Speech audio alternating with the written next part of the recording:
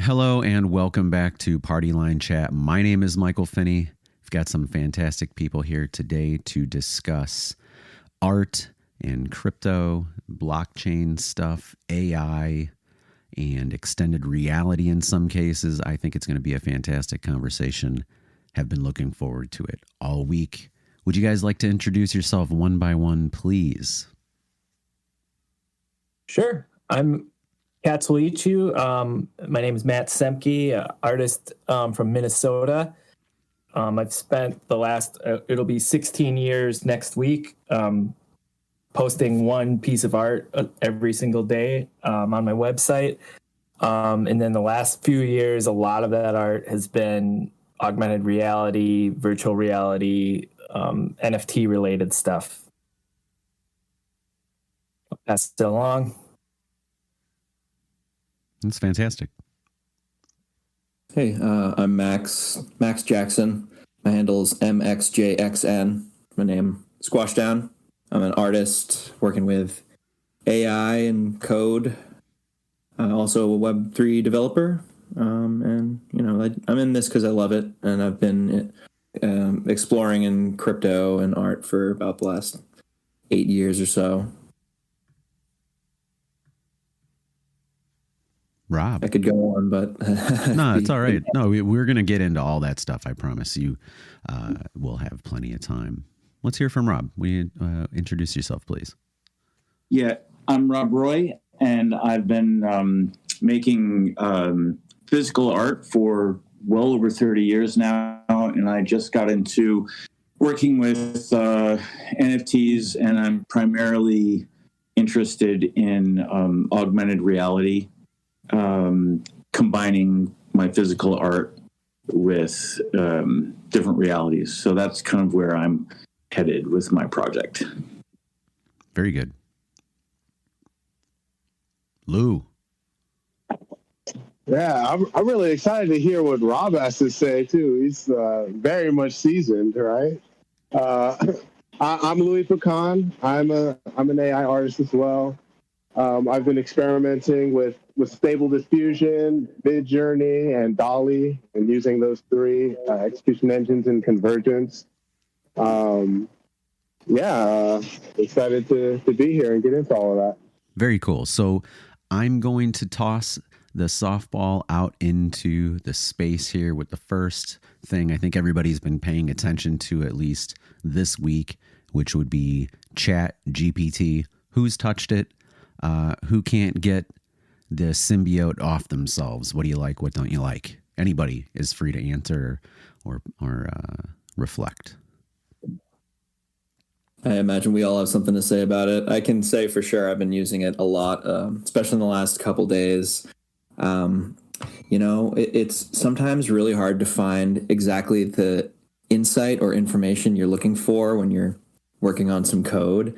And man, if GPT-3 isn't the best thing for the job, I can ask it how to optimize some code and it'll give me several options, and I've been using that to like guide me in tandem with using GitHub Copilot to help me, get the boilerplate out of the way and GPT to refine what I'm working on. It's been a wild experience so far.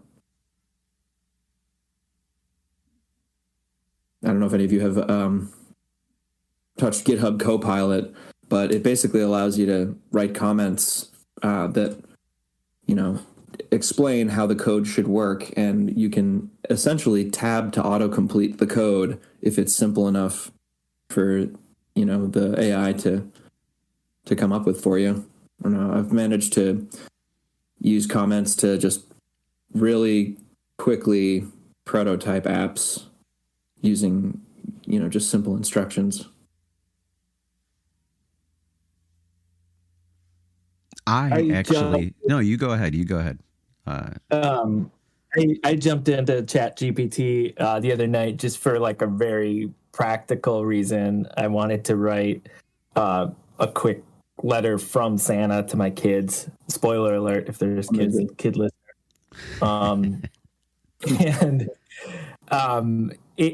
honestly, it saved me at least half an hour.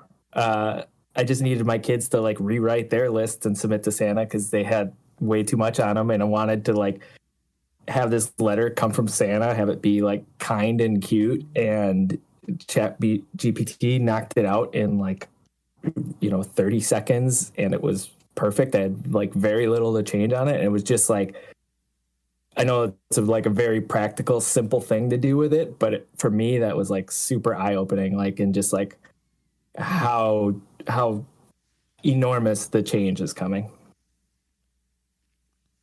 Yeah, I dabbled with it for code. I was trying to get it to push some Python code for me, and unfortunately it didn't work for me. Maybe it'll come along, and it might just be that what I'm asking it to do is too complex or something. I don't think it is, but at the same time, this is an issue that I've had floating around for a few years and have not been able to solve myself. So I don't necessarily hold that against Chat GPT, but it is an exception. I love hearing the stuff that you guys have been doing with it. Yeah, I have to admit that I haven't gotten any 100% reliable code out of it, or optimized code, but I can usually say, because it takes a little experience with code to be able to write code with AI. Otherwise, you're probably going to be, dealing with bugs left and right. Yeah. But I did ask it how to do a certain task in Solidity, smart contract code, and I looked at it and it used a data structure that I knew was like very high cost, not optimized, and I asked it, I was like, is there a more efficient way to do this? And it outlined several ways that would be more efficient. So it might not get it the first time, but. Right. And I had pushed that prompt on it and reworded the prompt a little bit, like 4 times, and none of the outputs were working. And like, that's, no fault to it, it's fine. Because again, this has been something that has been floating around for me, and I've tried like a slew of different ways to approach this issue and still have not solved it. So I'm not complaining about it. I've had some fun with it. I've liked Dolly. I have had a lot of fun with Midjourney. There's actually a guy who has been in these chats. I don't think he's online right now, but he's hung around, and I had visited him a couple months ago, and we just for a couple of days just kind of like hung out in front of the computer, like prompting Stable Diffusion and Midjourney, and then out painting and kicking stuff around. And I think that's a really exciting way to create and to merge things together. But there are really cool things happening with video. And I've used some stills that I've exported out of there for like a book review, for a Pynchon book that was, he's a very visual writer, and he paints these scenes inside of his books, and to be able to utilize that in tandem with the review was great.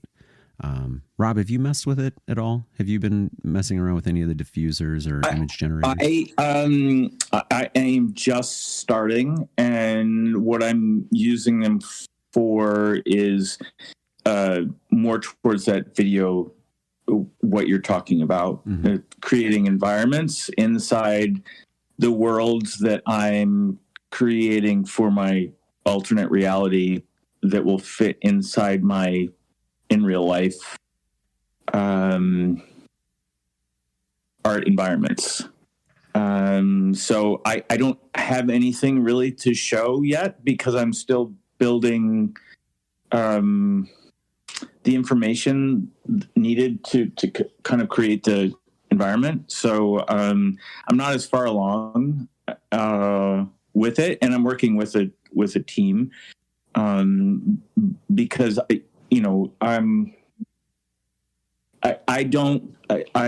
I prefer to work with people who really know exactly what they're doing, so that I don't have to make all the mistakes that they made along the way.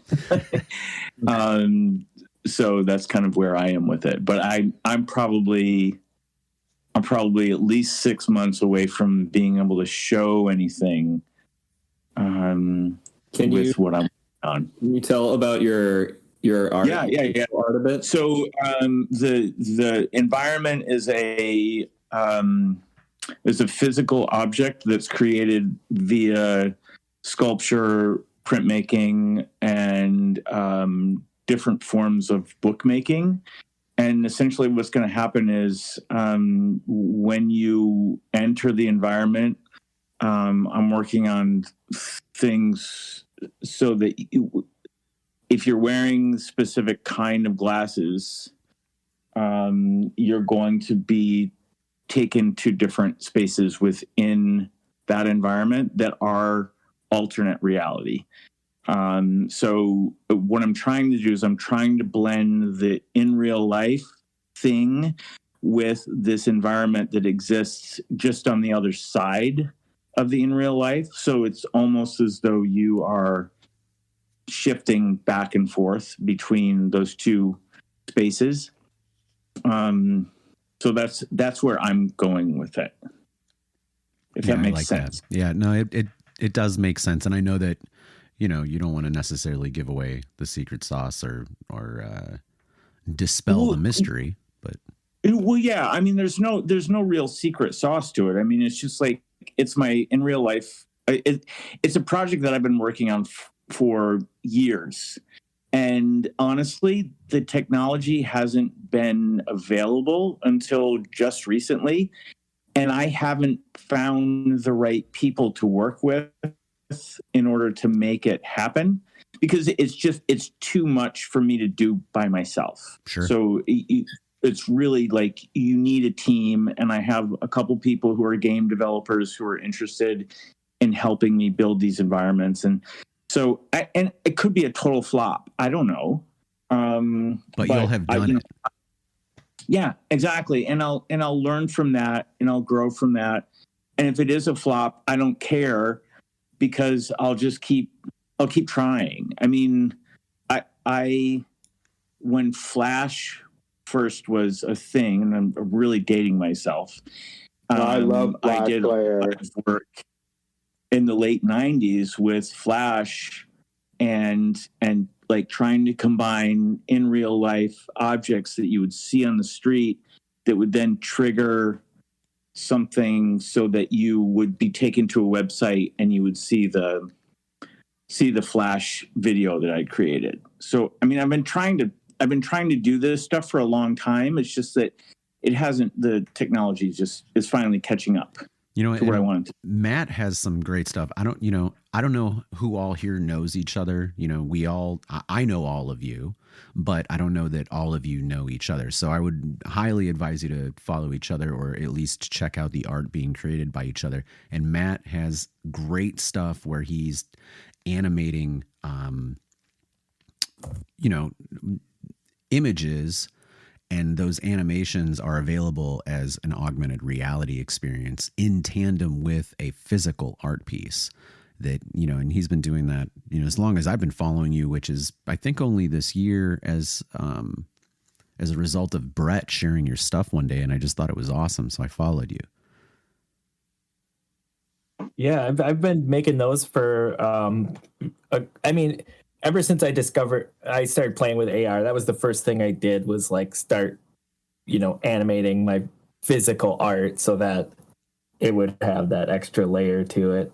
And then when I discovered NFTs, I was like, oh, now I can tokenize the animation and then sell that, but then give this physical item as a gift to whoever collects it. Yeah, it's fantastic. Louie, are you back? Are you where you are? Yeah, I'm back. Okay, perfect. Yeah, tell us about the video stuff you've been working on. Sorry, go ahead. No, I was just saying, go ahead and tell us about the video stuff you've been working on, because I think it's awesome, personally. Oh, thanks. Yeah, one thing, Rob, definitely, I just added you, but we should definitely talk to. I have some people that would be able to help you that created our Bored Ape VTuber avatar. That they also create in-game environments, and they're a highly skilled, highly talented team. I think you could benefit from talking with those guys. And then also, I also do work with augmented reality pins, like these physical pins, and you scan them. They're made by a company called Pinfinity. You scan them, and you can. It's oh man, wish I could show you guys on this thing. I'll probably talk to you guys later or something and do a demo. But you can download images or videos from this pin. You can update the data in real time. It's really revolutionary. That sounds. And they have. Has anybody? Yeah, I was going to say, has anybody messed with Eighth Wall? Because what you're talking about in terms of development and sending something live in real time, I was at a demo for Eighth Wall, and it was similar to that. No, I never heard of that. I'm adding it to my notes, though. Yeah, they got picked up by Niantic, I think. Spelled phonetically? Eighth Wall. I think it's 8th Wall. But at the same time, if you search Eighth Wall augmented reality, they'll come up for you. It'll pop. Yeah, it's out there. That's awesome.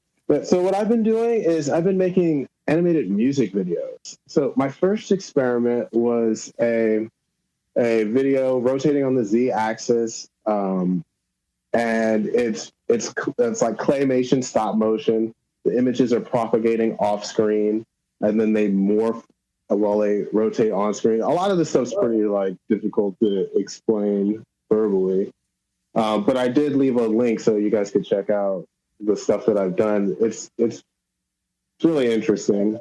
But what I've been doing is I'll select a song, and then I'll use the lyrical content to kind of flush out the visual elements for the interpolation.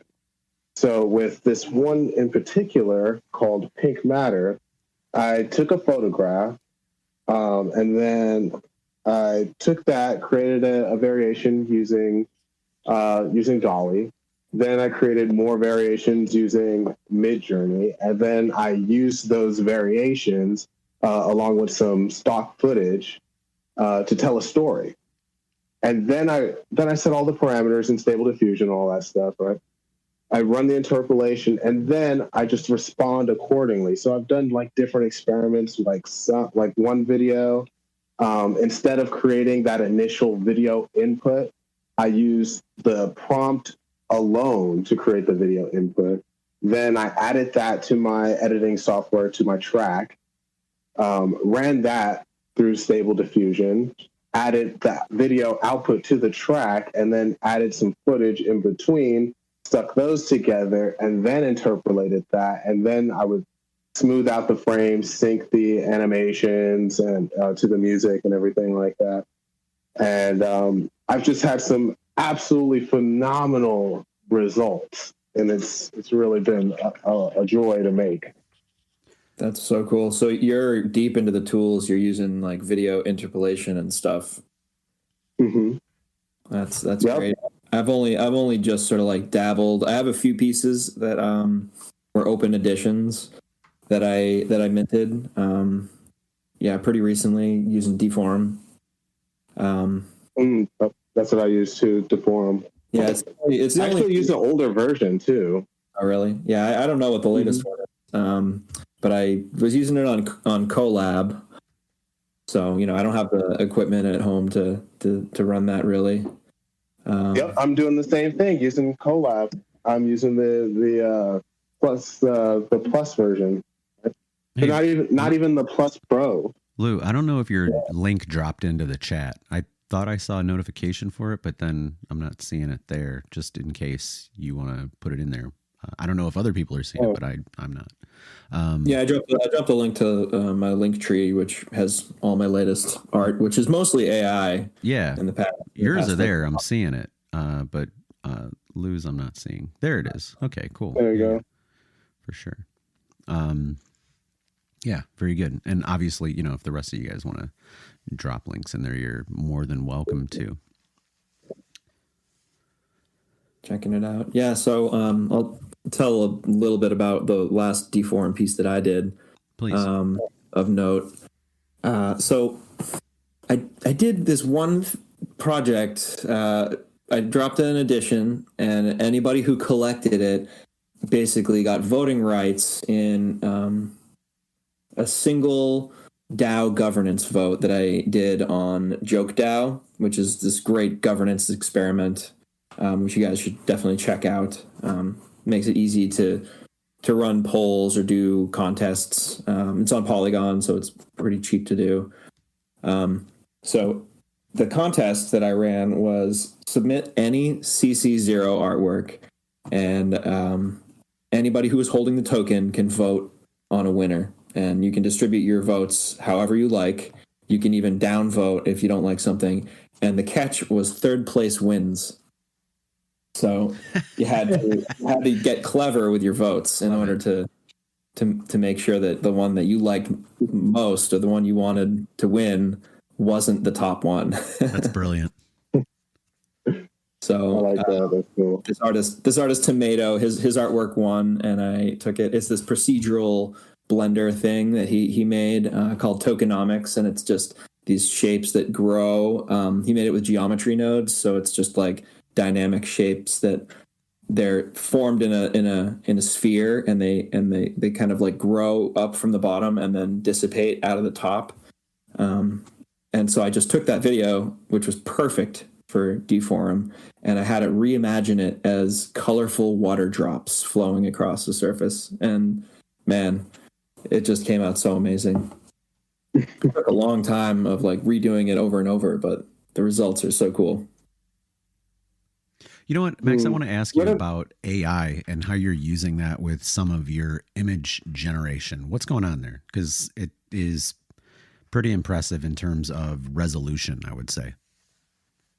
Oh, yeah. Well, I have to just be honest and say most of that is just how awesome Midjourney version 4 is. Yeah. It's really incredible. And, it does depend on how you prompt. And it's kind of like, I feel like it's sad to say that the truth of it is the simpler that your post is, the more beautiful the resolution of your images, because it just relies more on, Midjourney's intuitive decision making rather than your prompt itself. So like I've seen some just absolutely stunning things that were generated from like 2 words, but I go all in on the prompts, and like with prompt weights, I go heavy with the prompt weights. I'm playing a lot with Vaporwave lately, but I don't want to lean on the style too heavily because it's very, very clear. The more you use Midjourney, the more you can see how heavily people are using certain traits. Yeah. That are recognizable, like Unreal Engine, for example, is very recognizable. Running on ArtStation. Yeah, exactly. But yeah, I'll do Vaporwave. I'll put it at like 0.1% weight, and then I'll add that with some other magic prompts, and add dabble of this, dabble of that, and I'll like scatter it enough so that it starts getting a little abstract, and it stops making as much sense, which I just think is more interesting to look at. Anybody can make a beautiful AI image. We're going to be in this era soon of like mundane perfection where everything looks perfect and none of it is interesting any longer. There's no more pattern interrupt. Yeah. Can I jump in on that topic real quick? Absolutely. Go ahead. Because I think that's a really important point. And so again, I'll date myself. It reminds me a little bit of airbrushing. Right. So when airbrushing became a absolute the doll of illustrators worldwide, everyone got to a point where everything kind of looked the same, and their voice started to lose its own passion. Right. Because everything was so airbrushed, and it was just, you looked at it and you were like, oh yeah, airbrush. And I just feel like, I can't remember who just said it. And I don't know your name. MXJXN? It's Max. Max. Okay. All right. So Max, what you said is so true, that mundane perfection is inevitable. because it's all just so smooth and so perfect, and not in a good way, right? Because it homogenizes everything, at least in my opinion. That's the risk. One of the ways that I've been combating that is by actually my method of using the video input to translate those visual elements to the machine. So, for example, in one of my videos, I generated an image of a woman. Right. So the story that I'm telling is it's called Lohise Betehe, which means I did it, I left you. And so this woman wakes up. She's a brunette. She's wearing a red dress. She wakes up in this really nice home, and she sees this letter, and it says it's a breakup letter. Right. Long story short. So what I did was I generated different variations of that woman. So there's a trio of these variations facing left, a trio facing right, a trio that are sort of like merged with the origami roses that are a thematic element throughout the video, and then another one where she's merged with fire, where she's actually like finally ready to move on. She actually physically burns the letter itself. That keeps that image like sort of intact.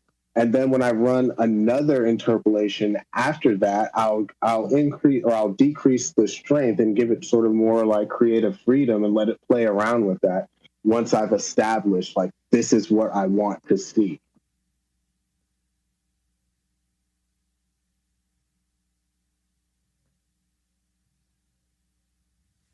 I like that the approach that you're taking to try and rectify the problem of what Max was essentially talking about. So that's interesting.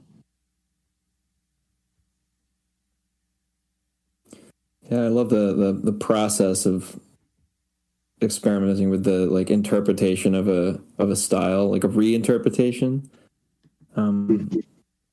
I haven't been playing with deform or video much lately, but one of my favorite ways to work in Midjourney lately is to generate something. Maybe it's sort of abstract, or maybe it's just a general form, just as a starting point, and then I'll upscale it, and then I'll take that image as a source for a new prompt, and reinterpret it that way. Like for example, I'll drop something in the chat, but you know what I was going to ask you, Max, too, because you're right on the verge of this, maybe, and I don't know if you do or not, but are you using in painting or out painting or jumping over to like a Photoshop for any of this stuff to create layers or merge imagery at all? So I have definitely used not Photoshop, but I have some tools that I like to do, like procedural manipulation. I haven't with Photoshop enough. I have a huge set. I'm sure all of us at this point have like hundreds of awesome images that just need a little work before they're good to call like a finished artwork. But what I've been doing is I'll take a piece that I generate either procedurally in one of these tools, or I'll make it in Midjourney, and then I'll reinterpret it using different terms. Like I'll make an abstract shape, and then I'll interpret it as like brutalist architecture, and just to like it keeps the same forms but gives it such a new aesthetic and makes building shapes that you'd never find anywhere else. And I've been doing that with Glitch Lab is the program that I've for the last year used the most to make like glitch art and procedural art, and I make it all from scratch in Glitch Lab. It's an amazing tool. So I've been going back and forth between Glitch Lab and Midjourney to create these images, and the results are awesome. come so far over the last year. I was first using AI like 2 years ago with this service. Gosh, what's it called? Forget, but you can upload a fairly large set of your own images for it to train on. And so I did that. I trained it on like 2 years of my work. Found some awesome images that were sort of halfway between my glitch art and my abstract calligraphy, and then took those images, worked them in Glitch Lab, and Photoshop a little bit. But yeah, I've been wanting to just dive into like painting and like Procreate on top of these images that are just so amazing, but need some final touches to just feel complete. Matt's been doing some great stuff with painting inside of VR too, which has been awesome to see. Oh, really? Yeah, I think so, because I can't do it. So to me, it's great. Yeah, I love it. It's really just traditional painting. I've been a painter for 20 some years. But then this is just like a painting simulator. My favorite one right now is called Painting VR. There's a couple other ones that are good too. But yeah, you can throw paint at a canvas. You've got an infinite studio. It's like inside a giant skate park. You've got all the paint you could ever use. You just click a button to clean it all up. It's amazing. And then I like to record my headset as I'm doing it, and then sort of make like a recap of the process, and then turn that recap into an augmented reality layer for the finished artwork, so that whoever picks that artwork up can always like go back and like watch the whole thing kind of unfold. Yeah, that's awesome. Because I liked, you had you're inside of a birch forest that's on fire or something, and I liked the final result, but then watching the video of you making it, and I didn't even know that's what you were making as you were doing it until you were getting to the end. I'm like, oh my God, I already saw this. But yeah, that was fantastic. I think that's it's a great way of extending the piece. Is that extended reality? Well, you were inside of an extended reality environment, and then also people experiencing the work can extend the reality of that work by watching the video. Or even, there might be something to be said for hosting people inside of these spaces while you are creating it too. I don't know, I'm just kicking ideas around, who cares? But yeah, they've just added a multiplayer function to Painting VR, which I haven't had a chance to play with it yet, but I believe now I can invite other people in, and they can, I know for sure I can at least show them around the gallery and like point to stuff and talk about it. But I think they can also watch me paint. And then these guys at Brushwork are working on like a 4-player game where you'll be able to, like 4 people could all paint on their own canvases at the same time, which then you could like simulate like drawing co-ops or like, essentially like art classes in this VR space. Right. So then there's this other side of things too, where it's like, what about, because everybody here has process, right? And people, if you have an audience, they like to watch the process of how it is done. And maybe there's some component of that can be pushed out to Twitch or whatever. I don't know how streaming live from some of these environments works, but go ahead with whatever your thought you were. I'm sorry to cut you off. Oh no, that's fine. Yeah, I've done some streaming from my headset, and I did like one time I had like my headset streaming what I was seeing, and then I had a camera up that was doing mixed reality shots so that you could see like my body standing there in front of the canvas painting it. It just, like I don't have any Twitch followers, so it's kind of tough because I go through the process of setting that all up, and then like 1 or 2 people like pop in. But it's always fun to like chat with people and get their takes on it. But you can there's a browser inside the simulation that you could pull up, and you could watch your own Twitch stream as it's happening. And I could like kind of follow the chat that way. But then it starts to my processors all start screaming at that point. Yeah. But I mean, I assume in just a couple years from now, that's going to be like what we expect. Yeah, I would agree with that. All run smooth. I really go ahead. I really like that. I really like that idea of like sharing like your process with the people that appreciate your work. And I've been doing something. So my first few videos, I published them on the Cardano blockchain on jpeg.store. And I noticed, or actually I didn't notice anything. There was just an issue. I created a longer video. It was like 7 minutes long. And it had, it just shifted between a lot of different styles of animation. It was just a beefy kind of behemoth of a video. But there was some sort of error, so I couldn't mint it. So I went over to ETH, to OpenSea, and I just created a collection there. And I just have been like putting my newer pieces in there. So it just kind of separates the two errors. But one thing I noticed with OpenSea was that you could, it had an option for unlockable content. And so like when I was describing my process, I create a video input before I run the initial interpolation and then respond accordingly after that.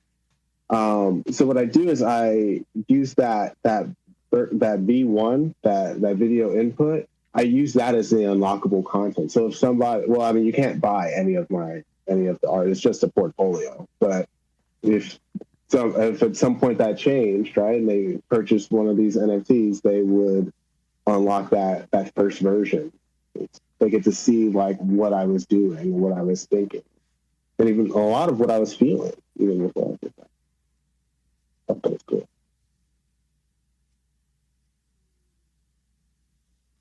How has, excuse me, how has token and blockchain influenced the choices that you're making or your ability to expose your work in general? And anybody, can touch this question. And I know maybe you've already thought something here. So, chime in.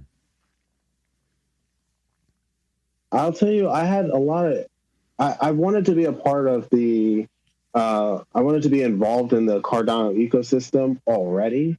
But when I started interacting with the scientific community, I needed more of those interactions. That I was like, this is where I want to be. These are the people I want to associate with and I want to communicate with. And then I found this art community called Artano. It was, there's a siren going by. I saw this art community called Artano, but they're like invite only, kind of like foundation.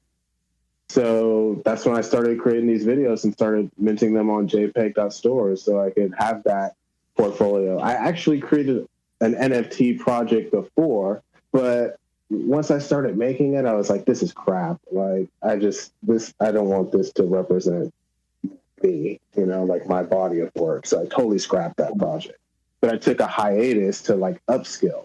And that's when I started like doing more of these experiments using Stable Diffusion and other tech.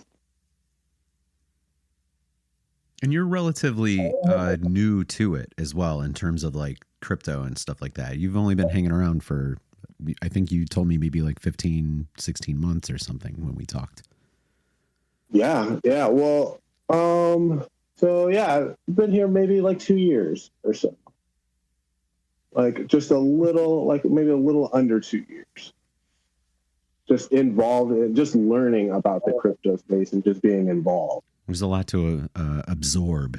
And I know, some of these other guys have been hanging around it for a long time and have integrated it fairly deeply into what they do. Mm-hmm. Yeah, it's been a wild ride for me. I got involved before the first big Bitcoin spike, and I'm no trader. I could be a millionaire, but I'm not.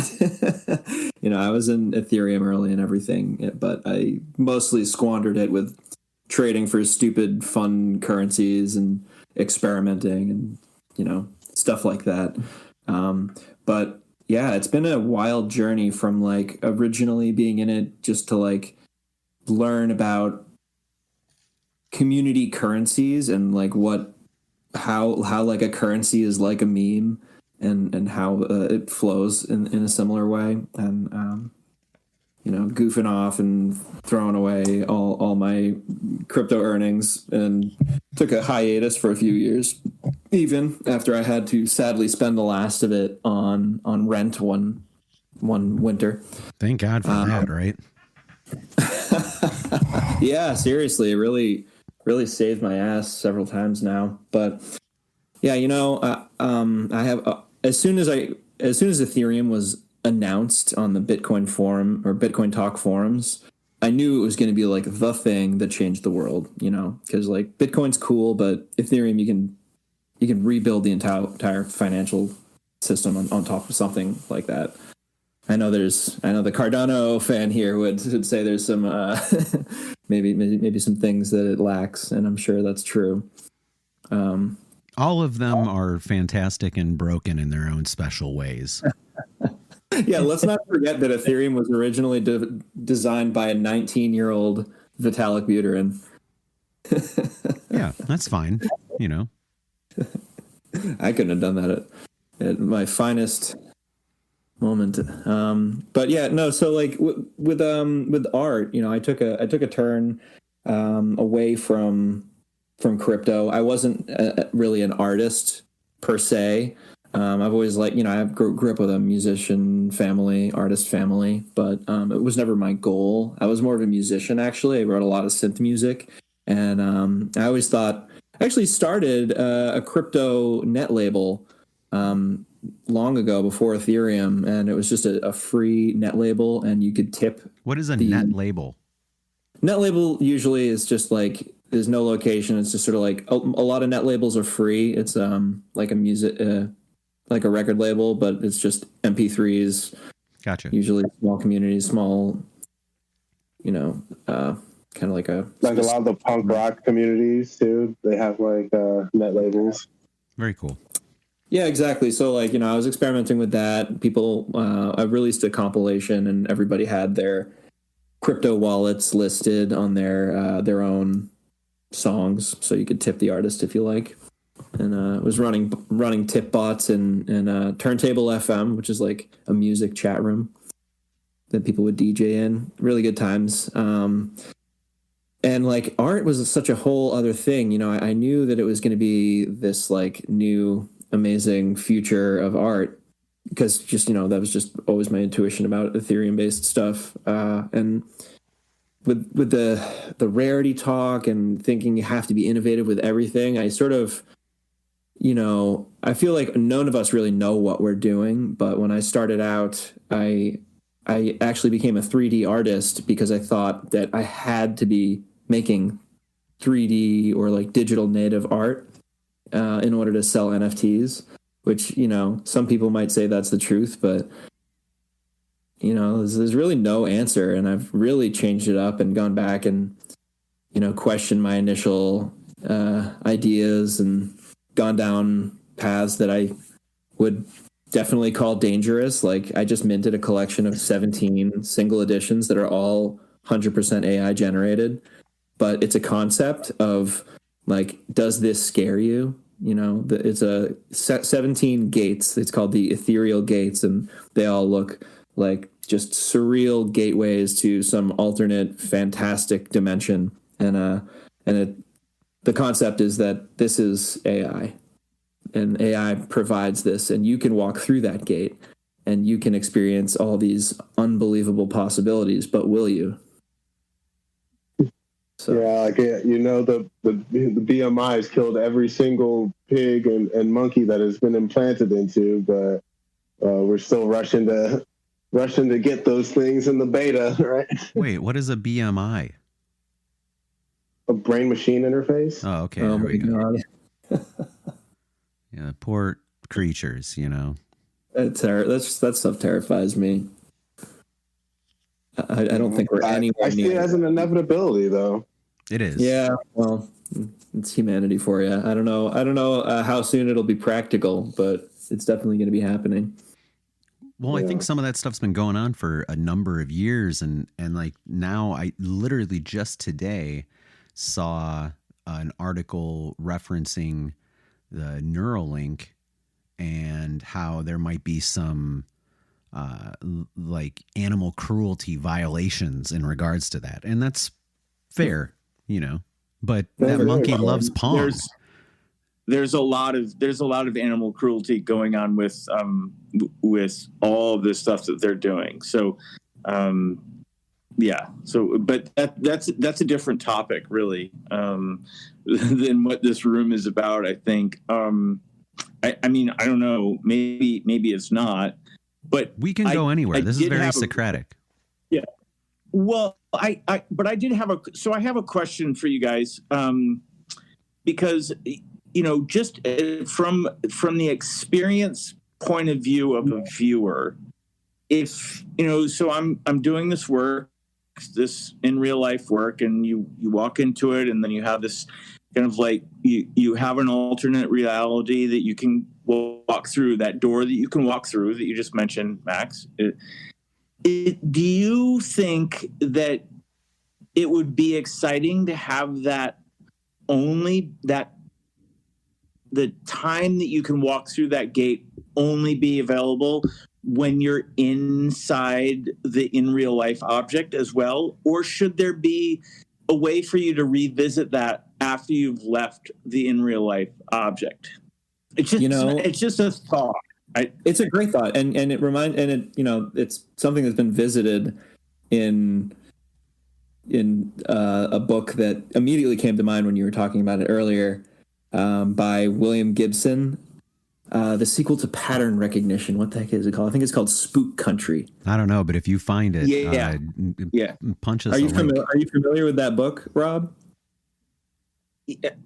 Yeah, I am, and it is interesting that the idea of, for me, as someone who wants to create experiences that are limited on some levels, I like the idea of someone walking into the IRL piece and not being able to access any of the alternate reality part of it unless they're there. But then at the same time, that limits the number of people that are able to experience it.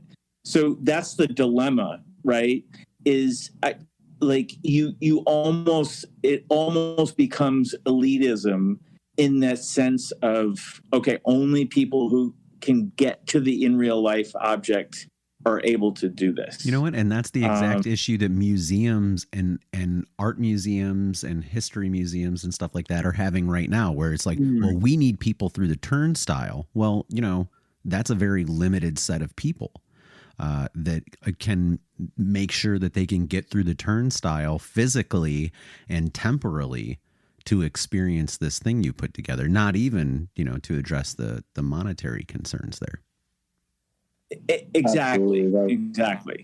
But I think that these alternate realities allow museums, especially museums with large endowments, the capability of being able to create virtual spaces with it behind their doors, right? So if you want to go to the Metropolitan Museum of Art in New York City, but you live in Tokyo and you know that you can't get there, there's a way for you to do that in a virtual experience. Now, I don't know. Do I really want to go and look at a Rembrandt at the Met when I'm in Seattle? No, I don't. But it's a question. It's certainly a question that I think is important to ask. Well, did Rembrandt intend for his art to be an extended reality? And, I don't know. Go ahead, Louie. How could he intend for it to be an extended reality? The concept didn't exist until centuries after he passed. And maybe he had a dream about it. They were thinking about stuff long before it was actualized. So, that's just the nature. You're absolutely right. Yeah. Science fiction, right? Yeah, no, it completely. But for me, as an artist, and just kind of throwing it out to you guys, what are your thoughts on that? Like, does it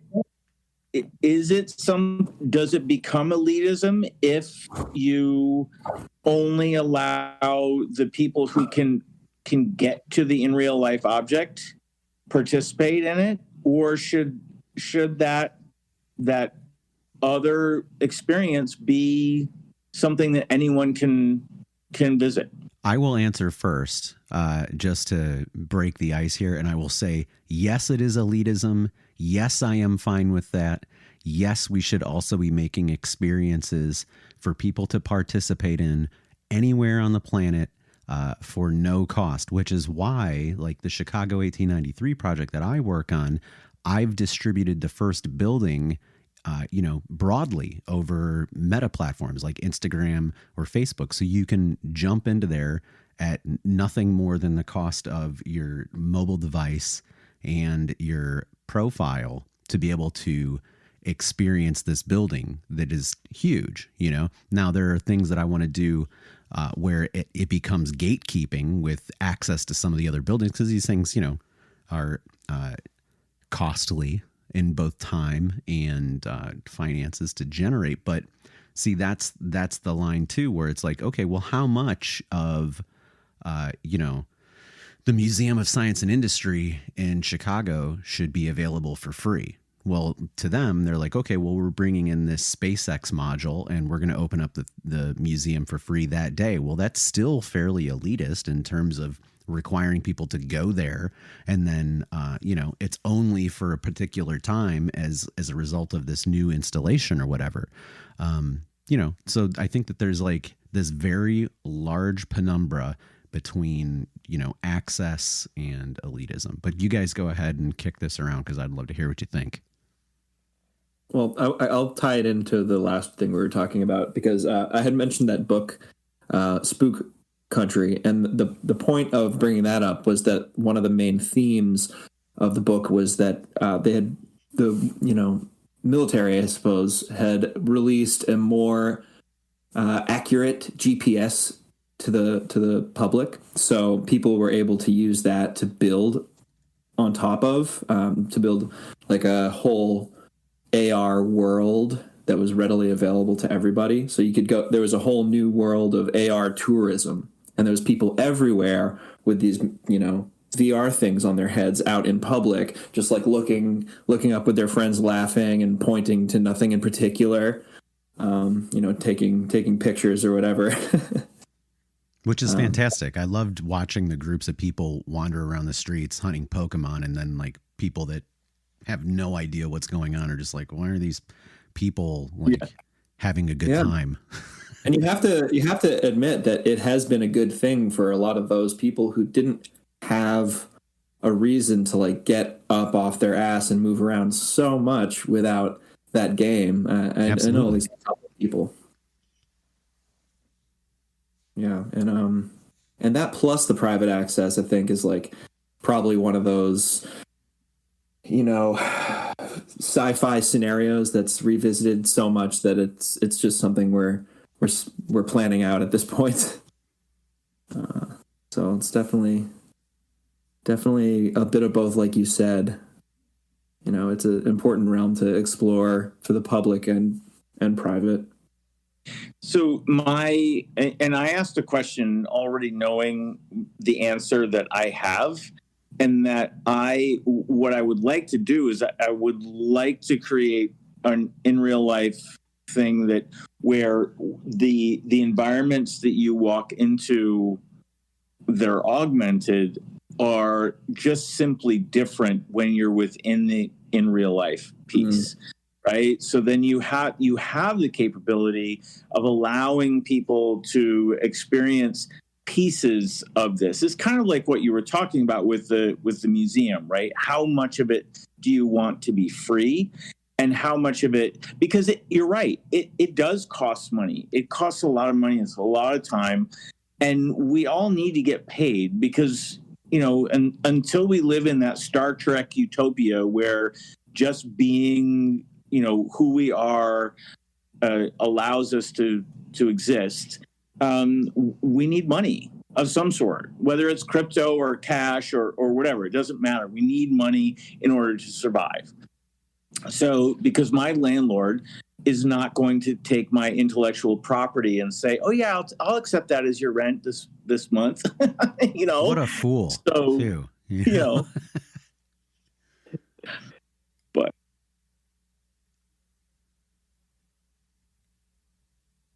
that's sort of ties into what I was working on today.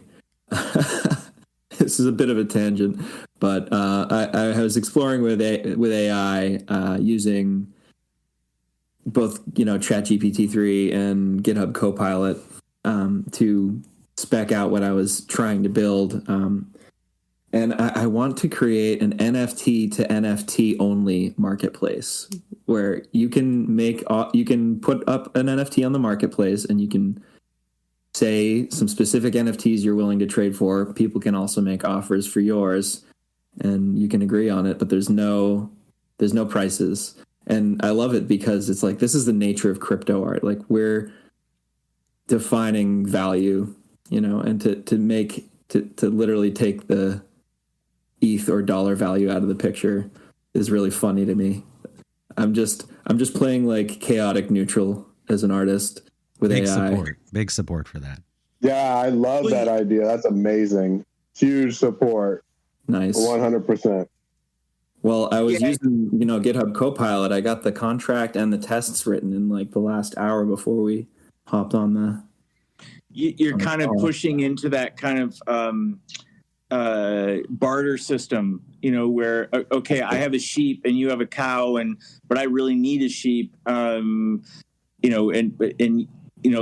I'll give you my sheep if you give me the cow. Yeah, it's a great idea. It's a great thought. Do you envision this so where does that go from beyond though? Like, because at the end of the day, again, it comes back to the whole idea of, can you pay your rent with an NFT? And maybe in the future, some people will say, yeah, I'm happy to accept your NFT as your rent. But, I don't know about anyone else in this room, but I know that my landlord isn't going to do that anytime soon. Yeah, I guess that's sort of like the next step. I could say that, oh no, it's just an art piece. That doesn't matter. But really, you're commenting on my art, and that's a valid point. Like, why can't this also make the point that any of this is valid currency? Clearly, because we are willing to exchange it with each other. And it is hilarious to think that profile pictures have millions of dollars in trade volume. It's a hilarious time we're in. And yeah It's another piece here. Go ahead.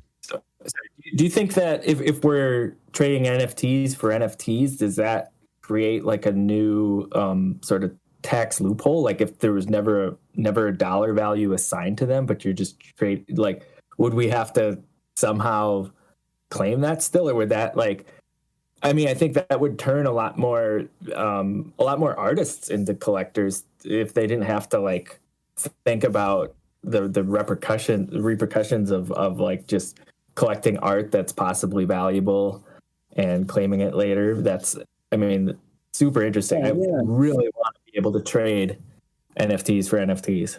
Yeah, and so it's interesting because it's like, why are we buying NFTs? I have this profile picture of like a CryptoPunk, but it's like a darker colored one facing left. It's a cyberpunk, and it's on chain. And I bought it because I love it, because I love on chain art, and because it's like, by buying this off-brand derivative collection that's on chain, I can spend, point oh oh, 0.01 ETH at the very most. I probably spent like $20 on this thing. And, if I were to buy the equivalent CryptoPunk, it would cost me millions of dollars. So clearly I'm buying for a different reason than the CryptoPunk purchaser. And a lot of people are, this is a cultural thing where it's more, it's got community, but it's like a cultural currency. Are we allowed to trade our baseball cards to each other? Exactly. What is going on here? Yeah, we shouldn't have to think of all of this in terms of the dollar value. I got started as an artist in NFTs a couple of years ago by getting in touch with lots of other artists and trading with some of them and collecting from them when I could. And so the exchange of our social currency, me being proactive about that helped me make a lot of connections, and and that's how it goes in life. And money doesn't buy everything. You have to you have to bring your social currency to the table. And I don't know, I think I haven't really given this NFT to NFT thing much thought recently, but a while back, several years ago, before NFTs were a topic in the public eye and there weren't art yet, I thought that they were the first killer app for NFTs was going to be this NFT to NFT market where you'd be able to say, oh, I'm a web developer. Here's my token. You can buy it. It's worth this much of my time. If you want to redeem it, here's the form. Just submit the token and your details, and then we'll, reconcile that, and it'll all be on chain and everything. And that seems obvious. And then you could have this market for people's services, and people will get paid what they ask for, but you can then go trade for what you need to get later. I don't know. That was just me probably stone brainstorming while I was riding my bike. But no, it's fine. So the underlying aspect here that, we're not getting into, and we're getting close to it, right? Because it's oh, well, what is money? Okay, well, what if we could develop this barter system or something? But then fundamentally, human societies are built on credit, right? And credit looks like all these different types of things. It doesn't necessarily have to be financial. It could just be, there's, when you talk about credit or you talk about debt, right? And that's kind of they're on opposite faces of the same coin, whereas credit is something that, you've been honored with the opportunity, in the future, whereas a debt, is you were awarded something that you have to make amends for in the future, so there's a little bit, different sides of that. Oh yeah. Debt, the first 5,000 years. Fantastic book. Read that, 3 or 4 years ago. Do recommend, might dig up a review on it for you guys that I put together. But highly recommend that book. That link that I dropped has the audio book as well as the full text. And perfect. It's a bit meandering, so the audiobook is a little helpful to get through it. And it's big, but the other side of it is, to be honest with you, with debt, you really only need some of the early parts, and then he kind of gets a little historical, and even the early parts are a little speculative. It's not necessarily hard concrete for sure. We've got proof of all this going this way. And it's also, the other side of it is that these systems are not evenly distributed over time. So where certain societies crop up and they have these more complex systems, that doesn't mean that everywhere around the world there's always these complex systems that exist. I don't know exactly where I'm trying to go with that, but I just wanted to make that point. So I'm really glad you pulled that link up, because I do recommend that book to anybody that hasn't read it. Yeah, I mean, taking it with a grain of salt that it isn't a definitive book of facts. It's great food for thought, and it was definitely very influential to me when I was first looking into the philosophy behind behind currency. Why do we have it? How has it been useful? How has it been a tool of imposing control? And what's the difference? When is it useful? When is it necessary? And when is it? I don't know. It's a big topic. I don't know any other books on it. This is really a little off topic, but it is about currency. So last night I was out on a date with my lady, and we went to this bar, and they had this sign that said we are cash free. Whatever, it's like this is the COVID thing, right? And we don't do cash because we don't want to have to touch anything. But the reality of it is that's a credit card thing. The credit card companies get a transaction fee every time that they're used. So they absolutely are pushing to get rid of cash because they want their transaction fee. But they're also they're driving really hard to try and find a way to manipulate crypto, either to get rid of it or to somehow monetize it for themselves so that they can, again, keep all the debt, keep all of us in debt so that we're, working for something that we don't need, that we're told that we want by some jackass on Instasham. So it's just, I mean, I could go on all day long about how the credit bureau is the ultimate evil at least in our country. And I want to dial into something here too, because you're making a point. This is the really funny part about like the Lightning Network and people that are proponents of that. And then, it's like, okay, well, you gain this like component of anonymity or privacy or whatever. It's like, okay, but you still have to settle back to the chain. And then here's the other side of it. It's like, who do you think is actually going to be providing the liquidity for this secondary level and they're already talking about like running like mirroring fiat operations on there. It's like, well, that's what it was always meant to be. I mean, MasterCard has been funding that development for years. So when people talk about it as if like, oh, well, I'm going to be able to do all this stuff over there. It's like, no, you're not, because you're still going to have to interface with these larger nodes who have the liquidity to be able to interface with the actual physical world. And that's, the funny part too, is like a few years ago, I don't know if anybody was paying attention to this, but they were basically like, okay, well, if you are a liquidity provider on the Lightning Network, well, then you have to have this license to do that, so there's no outside of the system in the grand scheme of things, unless you can develop a small little subset network of people that are willing to do the very local things. Right. Exactly. So creating local economies really does allow you to kind of move outside of those, but then you have to have that local economy has to have its own currency that allows you to kind of barter your way around it. Right. And we use AI. Sorry, what was that? Go ahead. Sorry. Couldn't we use AI to test that, like as a sort of like a like using like training an AI model on a specific task or a specific role and implementing them in that role, and then using that to see if this new system is viable?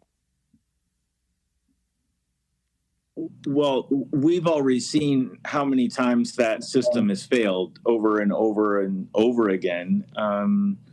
So I think that creating those kinds of utopias, it really comes down to, humanity does not want utopia. Like, unfortunately, but it says it does, and there's always going to be halfway more to go to get there. Exactly.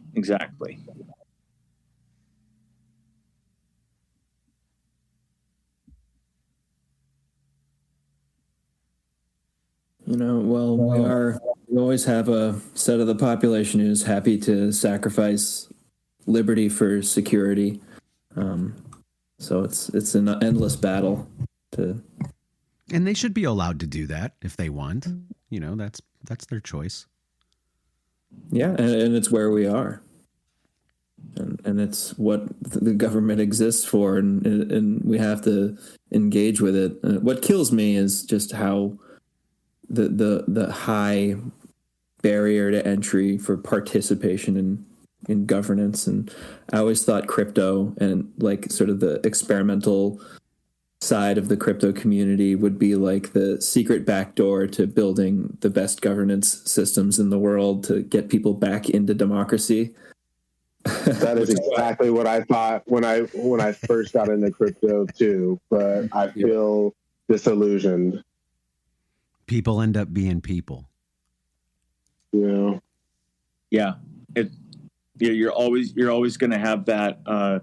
Greed will always win out on some levels, unfortunately.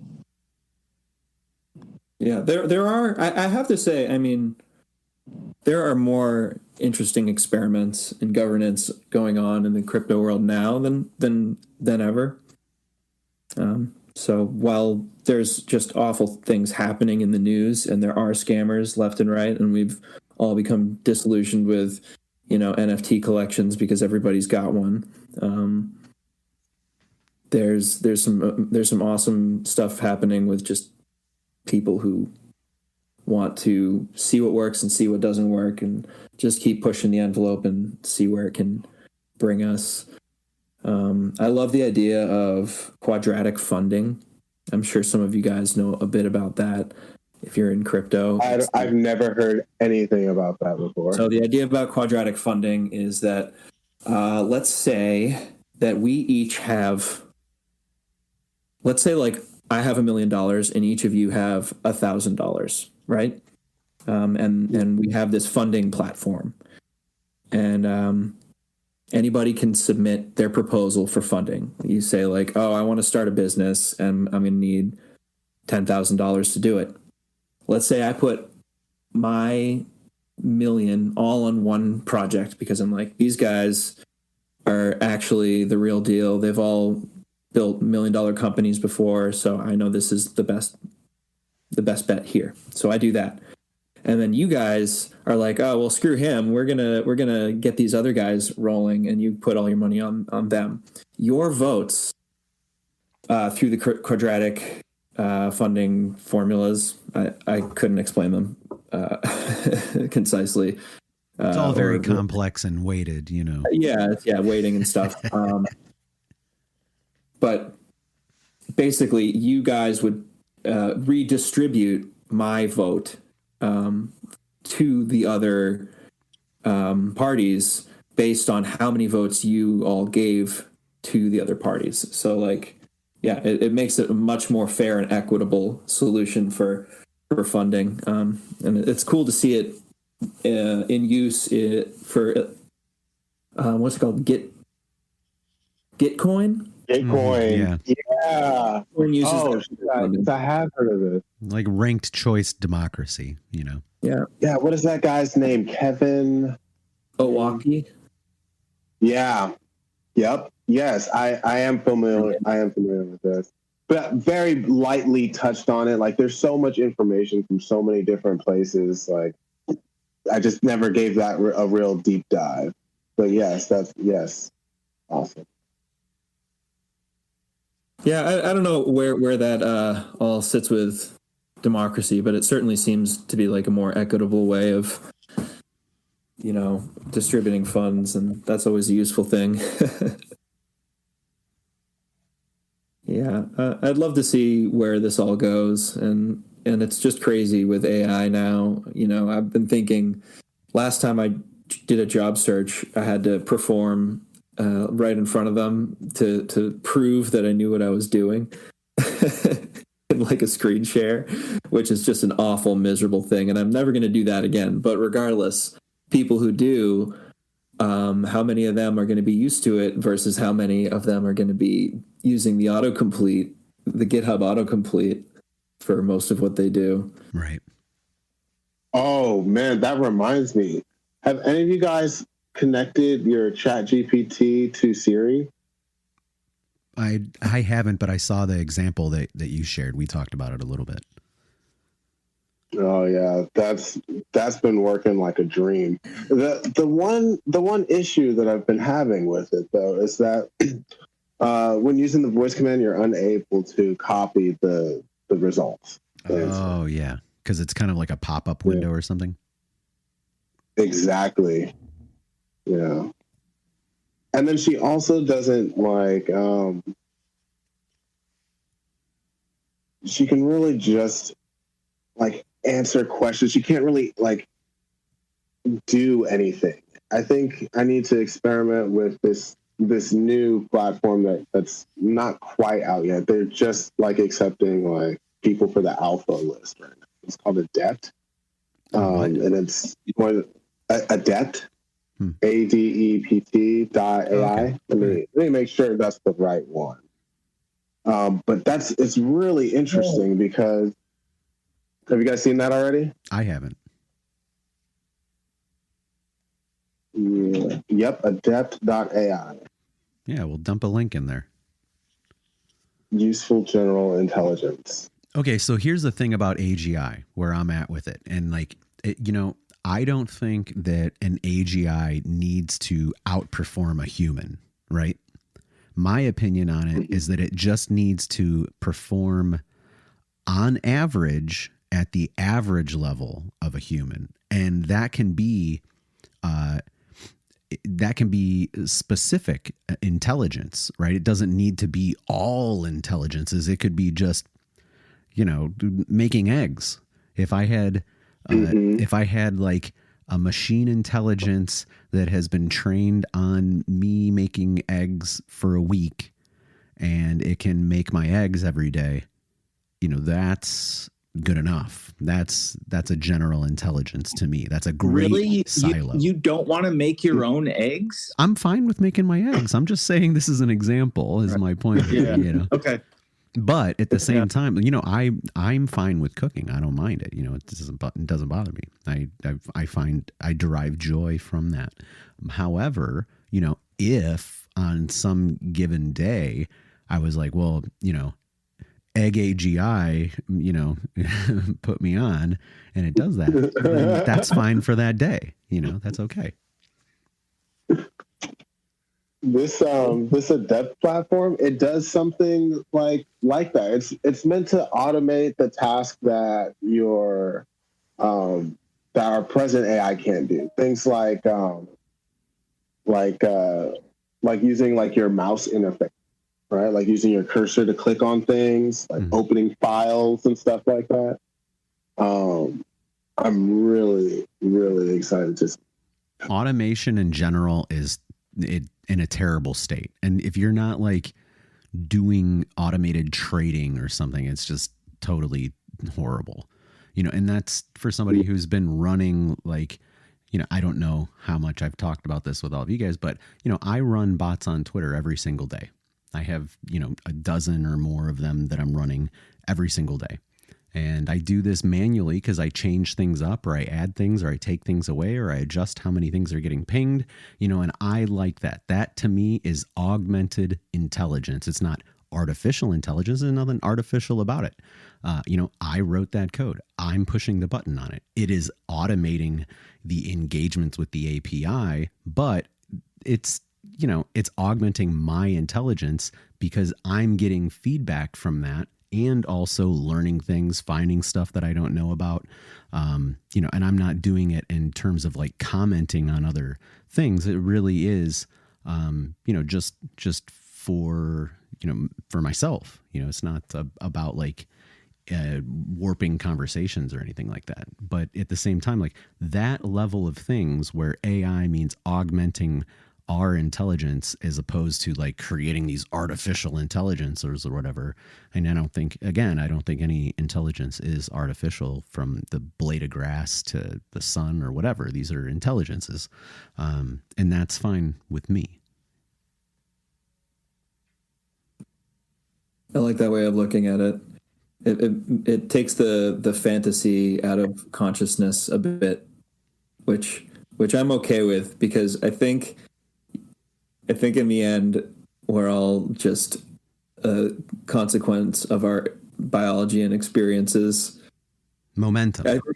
I remember the first time that I learned that colors essentially aren't real, but they're just sort of I don't know. They're the spectrum. They're the portions of the light spectrum that isn't absorbed by the thing.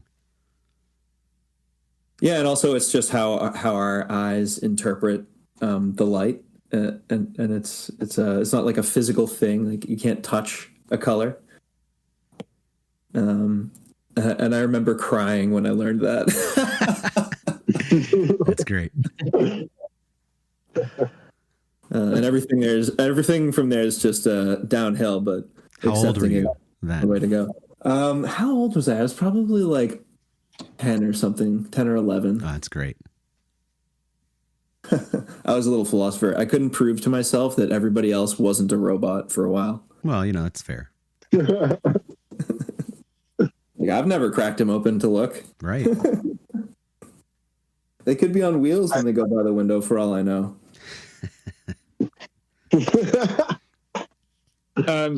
So this conversation has been awesome, and I'm super glad that I participated in it. I do have to split out of here, though. My dad's in the hospital, and I have a call with my sister and him in like 5 minutes. Hey, no problem. We can wrap this up. We've been going for an hour and 20 minutes, and that's this has been my pleasure to have you guys join me to have a conversation. It's nice. That's what we like to do here. Yeah, it was great, guys. I really appreciate it. Yeah, it was wonderful to talk to you guys. I have been on a bunch of podcasts over the last couple of years, and this is the first one where, if we're playing a game of buzzword bingo, nobody won tonight, which I love. Yeah. This has been super fun. I've got a whole list of things to investigate further. Yeah, and here's the additional part. You guys have been added to the server, so if you know that I'm going to be doing this again in the future with people, you are welcome to join in and come in and participate in the conversation as a listener or as a participant in question or response. It's always open. If there are any final thoughts that anybody didn't get out, this is your chance before we wrap it up.